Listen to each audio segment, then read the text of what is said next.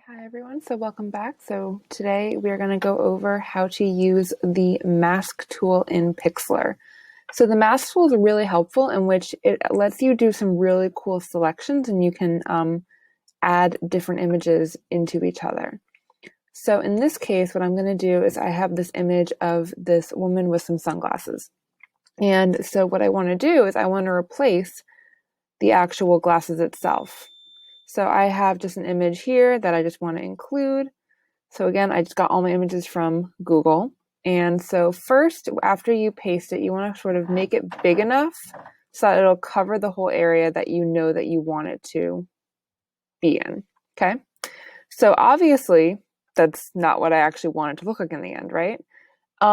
If we look over here on our right-hand side, we have layers, okay?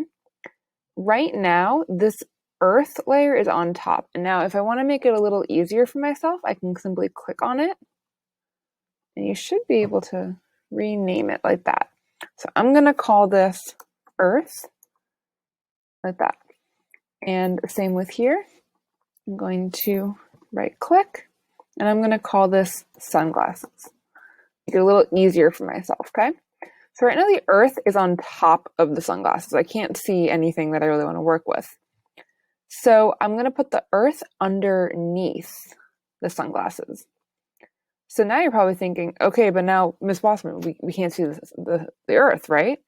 Well, never fear. That's where the mask tool comes in, okay?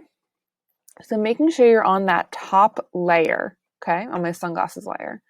On the left-hand side, you have what looks like a pair of scissors, okay? This is called the cutout mask tool.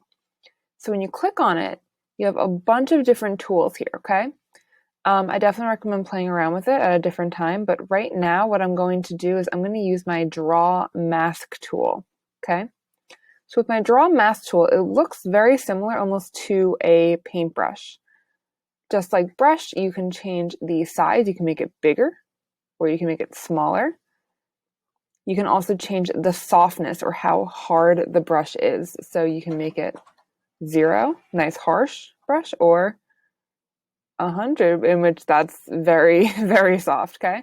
I'm going to keep it at around 20%. And the size, I'm going to go a little bit bigger, like this. This is my current size, okay? And now in mode, we have add to mask. Okay, so I'm going to go to remove from mask because I don't want this right now, okay? Now when I click, it's going to turn red. And I'm basically painting everything I don't want with that red. And when I let go, I can see through it. Isn't that so cool? So right now I'm on this opacity of 77. And we went over this a bit last year, but opacity is how solid that brush is. So if I'm at 100% opacity, like that. But if I'm at a lower opacity, like let's say I'm at 18, that's a lot less, right? So I usually like to be at an opacity of 70 because what it lets me do is it lets me kind of build it up, okay? It doesn't immediately take it all away, and it helps kind of make it look a bit more natural and blend in. So I'm going to go back like that. And then again, just go over it a couple more times just to kind of build it. So what you might notice though is as I'm doing this, because I have that soft edge, sometimes what happens is that as you keep doing it, it kind of loses part of that image right there, right? So never fear, we can easily fix that. I'm just going to keep kind of going in with this, and I'm going to clean those edges up in just 1 second. Okay, so once you are happy with where the image is and that it looks all blended in with here, now what we can do is we can go to our add to mask option. And this is really cool because what we can do is we can zoom in and just make it a little easier for myself. I'm going to make my brush a little smaller and I'm going to make the brush a little harder. I'm going to decrease the softness. And now I'm going to click, and when it's green, it's going to bring back.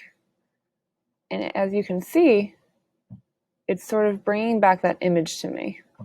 It's getting rid of some of that deleting that I did before with the remove from mask.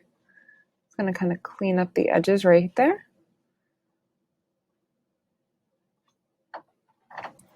And again, because I'm at 70% opacity, sometimes you do have to go back a couple times. But yeah, and that is how you use the mask tool.